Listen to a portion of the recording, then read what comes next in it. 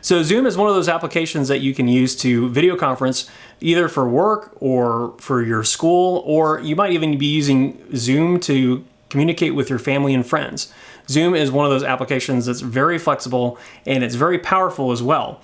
Sometimes people get overwhelmed with the number of features that are included with Zoom because you can do a lot of different things with it, but really when you take a step back, it's very simple and easy to use. In this video, we'll cover the basics of using Zoom. First off, we'll start by showing you how to install the application, whether it's on a Windows PC or a Mac. We'll also give you installation instructions on how to install this on an Android device and an iOS device. We'll have timestamps in the description below, so that way you can jump to the sections that apply to you. We'll also show you how to use the application itself. We'll take you through the basic features and make sure that you understand how Zoom is supposed to work. That way you can be confident the next time you join a video conference. So the first thing we'll want to do is go to the Zoom website, go to zoom.us in your web browser. Once you're there, you'll see at the top of the screen there is an option under Resources to download the Zoom client. So why don't we go ahead and click on that. Then once we're on this page, you'll want to click the download button under the Zoom clients for meetings. Let that download to your computer, and then once it's downloaded, you'll want to go ahead and install that. The installer will pop up on your screen and go through the installation process. It doesn't take very long to install the application. As you can see here, it's already up and ready to use.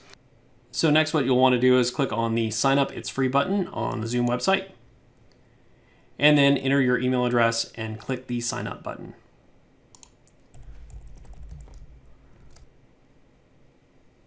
Once you do that, you'll see a message stating that you'll have to check your email address that you provided and click on the link in the email to finish the process. So we'll go ahead and do that now. Okay, and here you'll see that we've got the email and we just have to click this Activate Account button. Once we do that, we can fill out our additional information on this page and continue. On this page where it says Invite Colleagues, you can skip this piece. And if you want to test to make sure everything's set up properly, you can click on the Start Meeting Now button. Now that we have our account all set up, let's go back to the Zoom application and click the Sign In button and sign in with our new account. I recommend that you check this Keep Me Signed In button if this is your own computer, and then click the Sign In button here to set up Zoom with your account. Okay, and now we're in Zoom and we're ready to go. To install on your iOS device, first go to the App Store. Once there, you can search for the Zoom application. Type Zoom in, and once you find Zoom, tap the Get button to install. You might be asked to confirm the installation. If you are, go ahead and do that. And then once the application is downloaded, it should be visible on your home screen. When it is, open it up and then tap the Sign Up button to create an account. Enter your email address, your first and last name, and agree to the terms of service. And then you'll need to check your email account to confirm that you want to create an account with Zoom. Follow the steps there. And then you'll be asked to choose a password. Make sure you choose a strong password for this account, or let your device choose a password for you.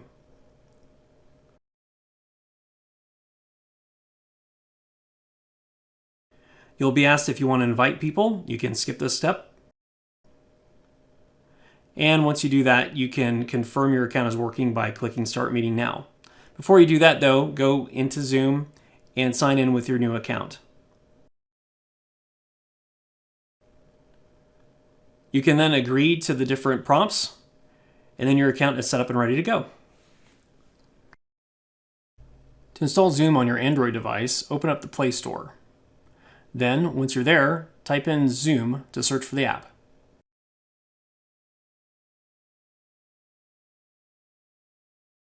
Click the Install button to install the application. Once it's installed, you can then open the application and complete the setup process. And then tap the Sign Up button to create an account. Enter your email address, your first and last name, and agree to the terms of service. And then you'll need to check your email account to confirm that you want to create an account with Zoom. Follow the steps there.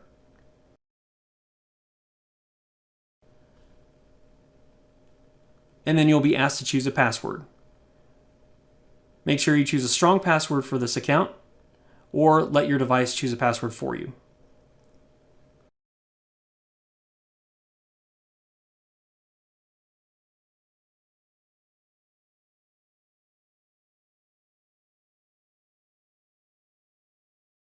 You'll be asked if you want to invite people. You can skip this step. And once you do that, you can confirm your account is working by clicking Start Meeting Now.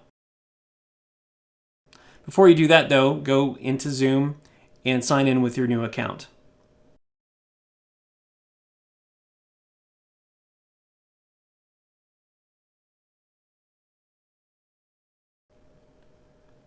You can then agree to the different prompts, and then your account is set up and ready to go. Now that we have Zoom installed, let's go ahead and fire up a new meeting. What this is going to allow us to do is it's going to let us see the Zoom interface just the way it would look, whether or not if you started your own meeting or if you joined a meeting that someone else started. So let's go ahead and do that. And there I am. So this is the first thing that you see when you open up Zoom. It's going to ask you if you want to join with computer audio. Go ahead and select that. And actually, if you want, you might want to check this automatically join audio by computer, so that way this doesn't pop up every time. So let's go ahead and do that as well. So we'll join with computer audio. Now it says you're using the computer audio on Zoom. All right, so this is the main window. You can see the camera that's selected here. And then if you look at the bottom of this window, you have these different controls. So first on your left is the mute control. So if you mute this, you can't hear anything, right? Or the participants can't hear you. You can always mute and unmute this. Sometimes if you join a meeting, you'll automatically be muted. So just be aware of that. If you want to comment on something in the meeting and you're muted, you'll just have to come down here and hit the unmute button. Or another option is you can hold down the space bar and then you will be unmuted temporarily. And then once you're done, you can let go of the space bar and it will mute you back automatically. So that's a really nice feature, especially if you're in a meeting that has a lot of different participants and everyone's muted. You can just hold down on that button while you talk and then let go of the space bar, and then you will be muted automatically again. So that's a really nice feature that they have built in here. The other thing you can do is this arrow button next to the microphone will allow you to change your microphone. If for whatever reason, if you have multiple microphones like I have listed here, you can select a different one. You can also select a different speaker. So this is something to keep in mind if you can't hear someone or if you can't hear people in the meeting, you can go in here and change the speaker setting. Sometimes on a laptop especially, you might have a setting here that does not work, or maybe it's just a headphone out and you want to hear on the speaker that's built into the laptop, or maybe it's pointing at the monitor for a speaker. You just want to make sure that if you have problems hearing, you can go to this section and try different options. You also have the option here to test speakers and microphone. And so what this will let you do is if you hear a ringtone, you can say yes. If you don't, you can say no. If you say no, it'll change it. It'll change it to a different speaker that you have set up. And so once you hear the ringtone, you can say yes, and then that will change your speaker to that setting. Same thing for the microphone. You should say something. And then once it has the right microphone, you can click yes, and then that way you know that your settings on your end are set up the way they're supposed to be. Once you're done with that, you can click finish. Next to the microphone button, there's also the video button. So if I wanted to turn off my video, I just have to click this, and then whatever your name is set to in this window or in Zoom, it will show up in this window. So right now I have this as IT instructor because that's what I'm doing. So that's what will show up to all the participants in the Zoom meeting if I have my video turned off. To turn it on again, I just have to click this button and it comes right back. Same thing here for this up arrow next to that. You can see here, you can select a different webcam. I only have one webcam plugged into my computer, so I only have this one setting. There are also the different video settings you can adjust, including trying some different virtual backgrounds. I encourage you to do that if you like. But next up, since this is our own meeting, we have this button here that says to invite. We can invite participants. We can also manage participants. If it's a meeting that you've joined, it will just be a participants list. So if we click on this, on the right-hand side, you will see everyone that's in this meeting room and whether or not their microphone is muted and whether or not their camera is muted or turned off, I should say. So as a host, I have additional options here. I can mute and unmute people. But if I was just a participant in a meeting, I would just see the individual people that were in this meeting room as well. So I have a little bit more controls right now because this is my meeting and I'm running it. Okay, next up, you can share the screen. We're not going to get into that here because we're not covering how to present in this video. We're just showing you the basics on how to use Zoom and what options you have when you join a meeting yourself. There's also the chat button next to this. If we click this, you can see everyone that's chatting in this window. So sometimes in a meeting, people will chat either to everyone or chat to someone specifically, and you can do that if you want to chat to that person privately. As long as the instructor or as long as the host of Zoom has that option turned on, you can either choose to chat to everyone or chat to individual people that are joined in this conference. Next to this, we have a record button. Sometimes you'll only have this if you're the host. Sometimes you'll also have this if you're a participant as well. If you click this button when you're a participant, usually what happens is it will notify the instructor that you want to record, and the instructor or the person that's running the meeting will either approve or deny that request. So just so you know, if you're trying to record a meeting and you're not the host, then that host is going to get a notification that you're wanting to record the meeting. So just be aware of that. And then finally, sometimes you have this option, sometimes you don't. This is the reactions button, and this is just a really simple, quick way of either applauding or giving a thumbs up to the instructor. So we can click clap here, and you can see the clap shows up on my screen. So just a quick little way of giving some feedback to whoever's presenting. Finally, the last button on here is the in meeting button. If you're hosting a meeting, it will say in meeting, but if you are a participant, it will say leave meeting. And if you leave the meeting, you'll obviously be the only person that leaves the meeting. If you're the host, though, I'll go ahead and show you what this looks like. When you click the in meeting button, you'll have the choice of either ending the meeting for everyone or leaving the meeting. So like I said, if you're a participant in a meeting, the only thing that you'll be able to do is leave the meeting, and that option will be right here. So let's go ahead and leave this meeting, and that is the rundown and the basics of how to use Zoom.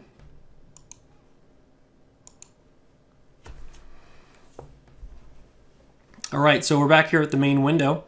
Some other features that you might find useful: if you have meetings scheduled, you can go to this meetings view here, and you can see what your personal meeting ID is, and you can also see if there are meetings scheduled that you've been invited to. If there are, then you'll see a list here, and then when it's time for you to join, you can just click on the meeting. You can also store a contacts list if you have people that if you contact regularly that you want them to be in your contacts list. It's kind of like a speed dial for Zoom, so that's a nice feature. And then also you have a chat. I've never used this feature personally. The chat function, it looks like if you have people maybe in your contacts list, you can chat with them.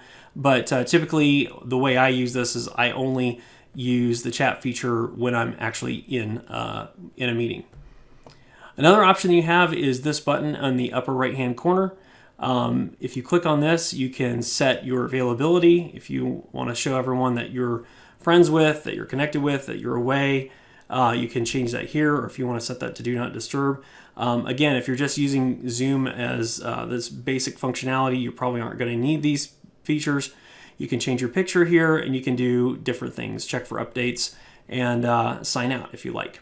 Also, a quick note, down here it says buy a license, and that's because I'm using the free version of Zoom. The free version of Zoom lets you do a lot of different things, honestly, including hosting your own meeting with someone one-on-one. I believe it's for an unlimited amount of time. It might be limited to a couple of hours or maybe even a few hours. But the fact that you can do a one-on-one meeting with someone with Zoom for free is just fantastic. If you want to be able to meet with multiple people, then you'll be limited to a 40-minute session. So just be aware of that. You can have a meeting set up where you have multiple people joining it, but it'll be limited to 40 minutes. So if you want to do more than that, if you feel like you're going to be using Zoom for more than just having attending meetings that other people are holding, and you want to actually hold meetings yourself, then I would recommend buying a license, and that way it will unlock all the functionality for you, and it'll be even a greater value for you in the end. And honestly, the licensing fees for Zoom are very affordable.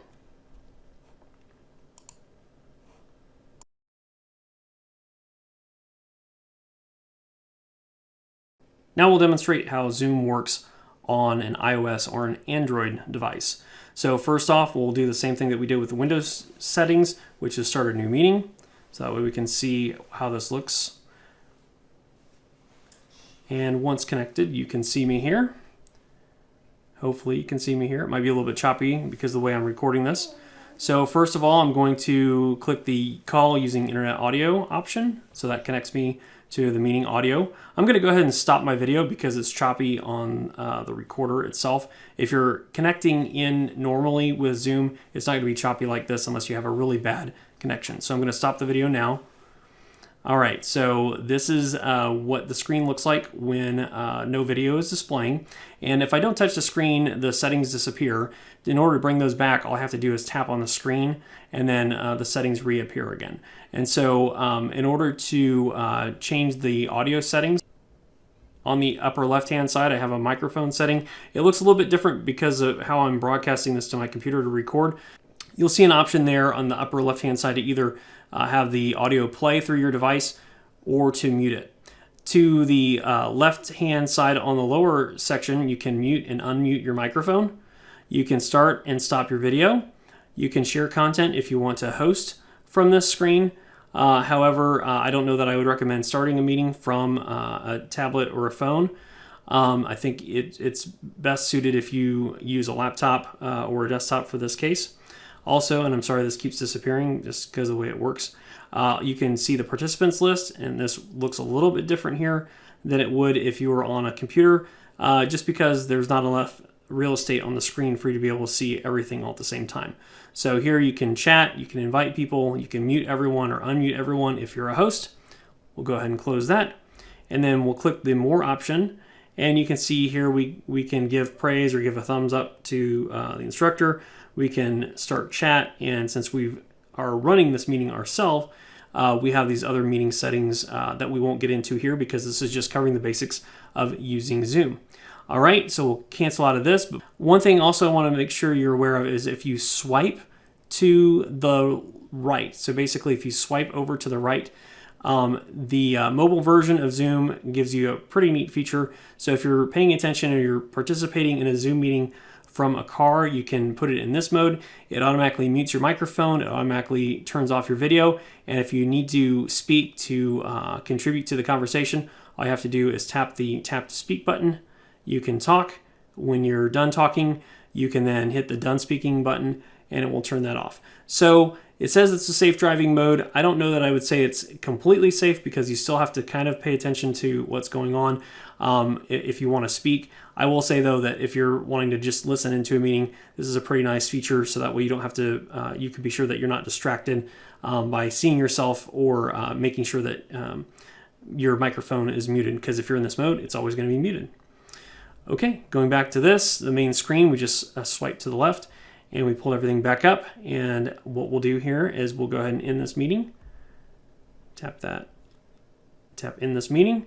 And since we're hosting the meeting, it gives us the option to either leave the meeting or end the meeting. We're going to go ahead and end the meeting. If we were a participant and we weren't hosting the meeting, it would just have the option to leave the meeting. So, but in this case, what we're going to do is go ahead and end it, and then that will stop the meeting. Thanks for watching this video. We hope that you found it helpful and we answered all of your questions about Zoom. If we didn't, if we missed something, just be sure to leave us a question in the comment section below and we will answer that as soon as we can. Also, please be sure to like this video and don't forget to subscribe to this channel, where we are planning on covering more topics like this in the near future. Thanks again for watching, and we will see you in the next one.